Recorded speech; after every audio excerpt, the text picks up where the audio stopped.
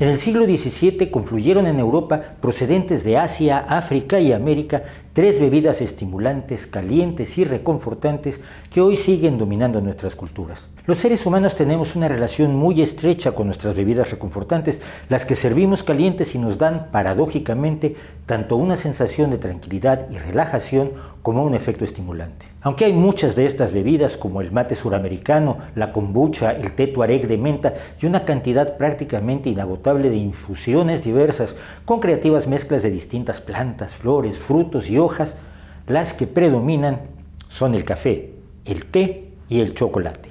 La más antigua de estas bebidas, o al menos de la que hay registros más tempranos, es el té, que fue descubierto en la provincia de Yunnan en China hacia el año 1000 antes de la era común y fue utilizado con propósitos medicinales durante 1600 años, hasta que hacia el año 618 de la era común empezó a popularizarse en China como bebida reconfortante y disfrutada por su sabor.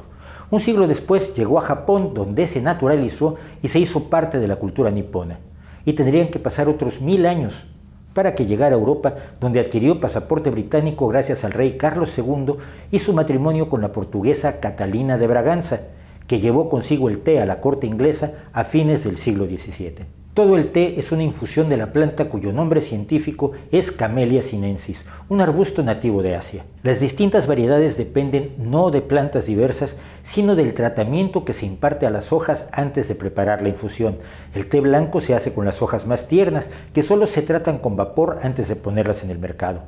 El té verde se hace con hojas más maduras que se tuestan para deshidratarlas y para detener el proceso de fermentación que se inicia en ellas naturalmente. Si se deja continuar la fermentación durante un tiempo, se obtiene el té oolong, mientras que si se deja que se desarrolle por completo, se obtiene el té negro. El té contiene como principal estimulante la teanina, una sustancia que reduce la tensión, mejora la cognición y estimula los sentidos, o eso dicen. Contiene también cafeína, en mayor proporción por peso que el propio café, teobromina y teofilina, que conjuntamente forman un cóctel estimulante y psicoactivo que explica en gran medida que sea la bebida reconfortante más popular del mundo. El té también contiene unas sustancias llamadas catequinas, potentes antioxidantes que en la década de 1990 empezó a pensarse que podían ser beneficiosos para la salud. Vale la pena señalar que, sin embargo, los estudios realizados durante el último cuarto de siglo no ofrecen ninguna evidencia de que los antioxidantes tengan ninguna propiedad concreta para mejorar nuestra salud,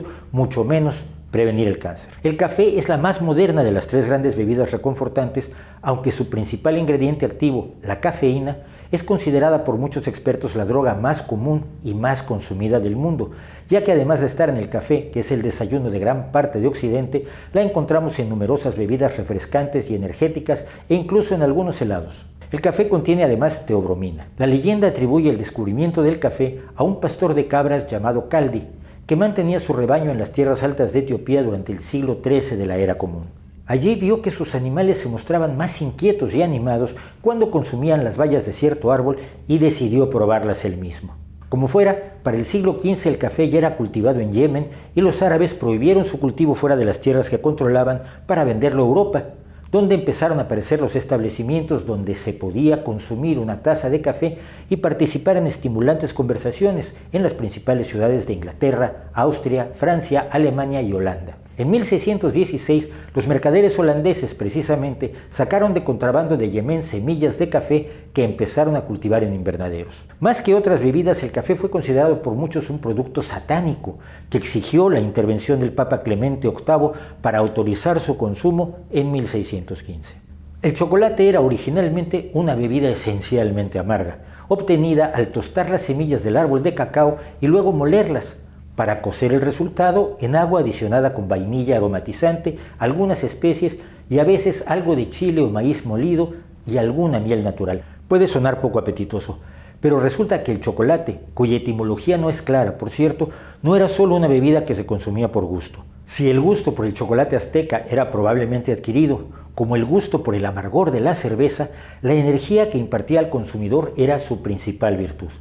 Al describirlo en una de sus cartas a Carlos V, Hernán Cortés exageraba un tanto o un mucho, asegurando que una sola taza de esta bebida fortalece tanto al soldado que puede caminar todo el día sin necesidad de tomar ningún otro alimento. Como a tantos otros productos de origen vegetal, al chocolate se le atribuyeron en principio diversas propiedades terapéuticas y su llegada a Europa fue precisamente como bebida curativa, de lo que dio noticia el médico Alonso de Ledesma, que publicó un tratado al respecto en Madrid en 1631. Pero si no curaba tanto como se prometía, su preparación evolucionó con azúcar, canela y preparado a veces con leche en lugar de agua, y pronto se popularizó como bebida placentera. El ingrediente activo que hace que el chocolate sea una bebida estimulante es la teobromina, una sustancia relacionada con la cafeína que no fue descubierta sino hasta 1841. Las tres bebidas llegaron a Europa y compitieron por el favor de los consumidores que habían descubierto los placeres de un estimulante caliente donde antes solo habían tenido cervezas y vinos. En España y Francia el chocolate adquirió personalidad propia, mientras que en Suiza asumió otras formas más sólidas. El café se apoderó del continente europeo y después del americano, con una sola excepción, el Reino Unido, cuyo romance con el café apenas empieza a desarrollarse en el siglo XXI después de 200 años de té.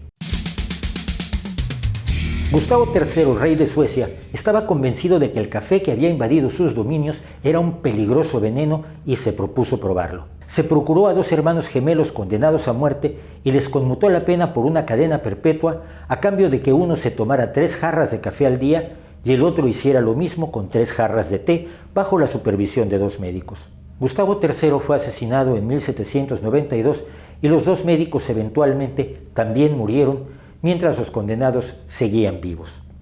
Se cuenta que el bebedor de té murió primero, a los 83 años de edad, y nadie sabe cuánto tiempo después murió el bebedor de café.